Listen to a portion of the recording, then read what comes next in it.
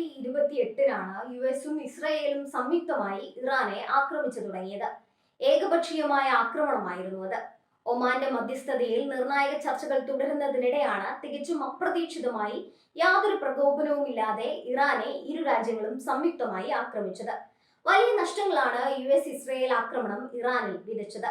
ഇറാന്റെ പരമോന്നത നേതാവിനെ ഉൾപ്പെടെ ഇറാന് നഷ്ടമായി. യുദ്ധം 1.5 മാസം പിന്നിടുമ്പോൾ യുദ്ധം എങ്ങനെയാണ് ഇറാനെ ബാധിച്ചത് എന്ന് നോക്കാം.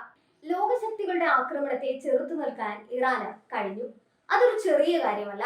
വർഷങ്ങൾ നീണ്ട ഉപരോധം ഇറാനെ ഏറെ ബാധിച്ചിരുന്നു. എന്നിട്ടും ആക്രമണങ്ങളെ പ്രതിരോധിക്കാനും ചെറുത്തു നിൽക്കാനും ഇറാന് സാധിച്ചു. യുഎസിനെയും ഇസ്രായേലിനെയും ഇറാന്റെ ഈ ചെറുത്തുനിൽപ്പ് അമ്പരപ്പിച്ചിട്ടുണ്ടാവും. എതിരാളികളുടെ ശക്തിയെക്കുറിച്ച് ശരിയായ ധാരണ ഇരു രാജ്യങ്ങൾക്കും ഉണ്ടായിരുന്നില്ല എന്ന് വേണം കരുതാൻ. ആഴ്ചകൾ നീണ്ട ആക്രമണം ചെറുക്കാൻ ഇറാന് കഴിഞ്ഞത് ശക്തമായ ഒരു അടിത്തറ ഉള്ളതുകൊണ്ടാണ്. അങ്ങനെ നോക്കിയാൽ ലോകത്തിനു മുന്നിൽ ഇറാന്റെ ശക്തി തുറന്നു കാട്ടാൻ ഈ യുദ്ധത്തിലൂടെ ഇറാന് സാധിച്ചിട്ടുണ്ട്. ഇറാൻ ഭരണകൂടത്തിനെതിരെ ഉയർന്ന പ്രതിഷേധങ്ങൾ ശമിപ്പിക്കാനും ഈ യുദ്ധത്തിന് കഴിഞ്ഞു. രാജ്യത്ത് ഒരു ഒത്തൊരുമ രൂപപ്പെടുകയും ചെയ്തു. രാജ്യത്തുയർന്ന പ്രതിഷേധങ്ങൾ ഇറാനെ പ്രതിക്കൂട്ടിലാക്കാൻ യുഎസും ഇസ്രായേലും ഉപയോഗിച്ചിരുന്നു. പ്രതിഷേധങ്ങളെ അടിച്ചമർത്തിയാൽ ഇടപെടുമെന്ന് പോലും യുഎസ് പ്രഖ്യാപിച്ചു.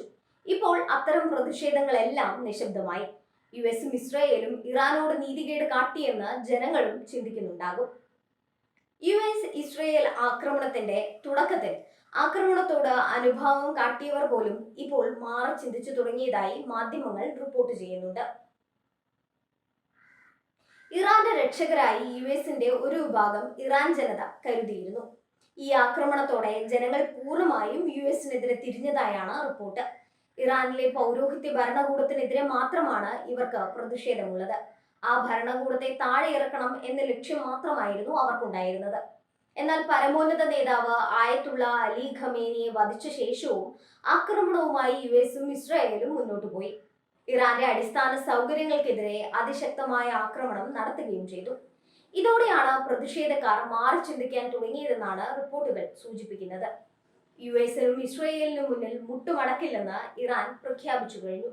ഇറാനെ ഇപ്പോഴും യുഎസും ഇസ്രായേലും ഭയപ്പെട്ടു തുടങ്ങി എന്ന് വേണം കരുതാൻ. നാറ്റോ രാജ്യങ്ങൾ ഉൾപ്പെടെ യുഎസിനെയും ഇസ്രായേലിനെയും കൈവിട്ട മട്ടാണ്. ഹോർമൂസ് പ്രതിസന്ധി ലോകത്തെ വീർപ്പുമുട്ടിക്കുന്നുണ്ട്. ഇനിയും ഇങ്ങനെ തന്നെ തുടർന്നാൽ ലോകം വലിയ പ്രതിസന്ധിയിലേക്ക് കൂപ്പുകുത്തും. യുകെയും ഫ്രാൻസും ഉൾപ്പെടെയുള്ള രാജ്യങ്ങൾ തങ്ങൾ യുഎസിനും ഇസ്രായേലിനും ഒപ്പം ഇല്ലെന്ന് പരോക്ഷമായി പ്രഖ്യാപിച്ചു കഴിഞ്ഞു. ഹോർമൂസ് കടലിടുക്ക് തുറന്ന് കപ്പൽ ഗതാഗതം പുനഃസ്ഥാപിക്കാൻ ബ്രിട്ടനൊപ്പം കൈകോർക്കുമെന്ന് ഫ്രഞ്ച് പ്രസിഡന്റ് ഇമാനുവൽ മാക്രോണും പ്രഖ്യാപിച്ചിരുന്നു. ഹോർമൂസിലെ കപ്പൽ ഗതാഗതത്തിന് ഉപരോധം ഏർപ്പെടുത്തുമെന്നും കപ്പലുകൾ ഹോർമൂസിൽ പ്രവേശിക്കുന്നത് തടയുമെന്നും ട്രംപ് പ്രഖ്യാപിച്ചിരുന്നു.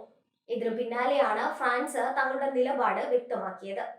ഹോർമൂസിലെ കപ്പലുകളുടെ സുരക്ഷ ഉറപ്പാക്കുന്നതിനായി ബ്രിട്ടൻ വിളിച്ചു ചേർത്ത അന്താരാഷ്ട്ര യോഗത്തിൽ ഫ്രാൻസ് പങ്കെടുക്കുമെന്നും അദ്ദേഹം വ്യക്തമാക്കിയിരുന്നു.